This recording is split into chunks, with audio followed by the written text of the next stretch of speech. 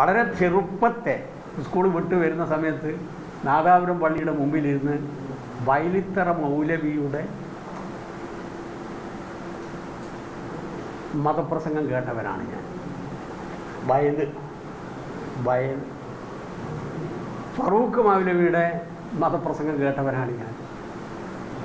മൊയ്ലൂദും കുത്തിയാറാത്തിയും 5 നേരമുള്ള നിസ്കാരവും സ്വബയും ലോഹറും അസറും മഗ്‌രിബും ഇശാവും ഇതുമായി ബന്ധപ്പെട്ടുകൊണ്ടുള്ള അന്തരീക്ഷത്തിൽ വളർന്ന ഒരാളാണ് ഞാൻ. ഈ അടുത്ത കാലത്താണ് ഈ വയലിത്തറ മൗലവി, അദ്ദേഹം ആലപ്പുഴക്കാരനാണ്, അരിപ്പാട്, മരിക്കുന്നതിന് കുറച്ച് ദിവസം മുമ്പാണ് അദ്ദേഹത്തിൻ്റെ മകനെന്നെ വിളിച്ചിട്ട് ബാപ്പാക്ക് നിങ്ങളെ കാണണോ എന്ന് ആഗ്രഹമുണ്ടെന്ന് പറഞ്ഞില്ല. അതിനുള്ള കാരണം മാധ്യമത്തിൽ എൻ്റെ ഒരു ലേഖനം വന്നു, നാദാപുരത്തെ വയലും തലശ്ശേരിയിലെ ബിരിയാണി. നിർഭാഗ്യവശാൽ എനിക്ക് അദ്ദേഹത്തെ കാണാൻ കഴിഞ്ഞു. ഖുർആൻ ഞാൻ ഇഷ്ടപ്പെട്ട ഒരു മതഗ്രന്ഥമാണ്. ഹൈക്കൽ എഴുതിയ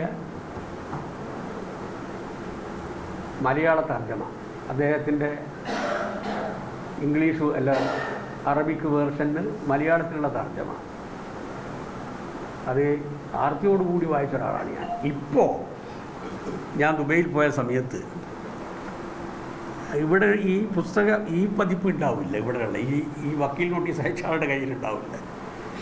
വിശുദ്ധ ഖുർആൻ സമ്പൂർണ്ണ മലയാള പരിഭാഷ ഇതെനിക്ക് തന്നിട്ടുള്ളത് OV മുസ്തഫ അഡ്വക്കേറ്റും അദ്ദേഹത്തിൻ്റെ ഭാര്യ അൽമനയും, തലശ്ശേരിയിലെ എൻ്റെ സുഹൃത്തുക്കളാണ്.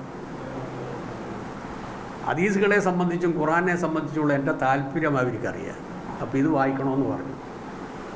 അപ്പോൾ ഇനി ഈ ഡീഫൈമേഷൻ കേസുമായി ബന്ധപ്പെട്ടുകൊണ്ട് എന്നെ ശിക്ഷിച്ച് ജയിലാക്കുകയാണെങ്കിൽ ആദ്യത്തെ എൻ്റെ കടമ ഇത് വായിച്ചു തീർക്കുക എന്നുള്ളതായി. ഇതിൽ കൃത്യമായി മുനാഫിക്കുകളെ പറ്റി പറയുന്നുണ്ട്, കപട വിശ്വാസികളെ സംബന്ധിച്ച്.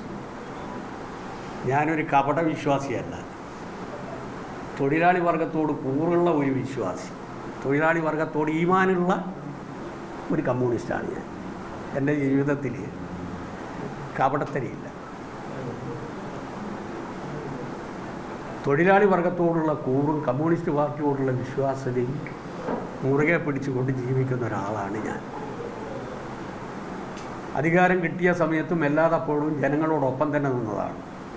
എൻ്റെ മണ്ഡലത്തിൽ ഞാൻ ശ്രദ്ധിച്ചതുപോലെ തന്നെ ന്യൂനപക്ഷങ്ങൾക്ക് നല്ല സ്വാധീനമുള്ള നാദാപുരം മണ്ഡലം, പ്രത്യേകിച്ച് തൂണേരി നാദാപുരം പഞ്ചായത്തുകളിൽ ഒരു ഗവൺമെൻറ്റിനും ചെയ്യാൻ സാധിക്കാത്ത കാര്യങ്ങൾ ഞാൻ ചെയ്തിട്ടുണ്ട്.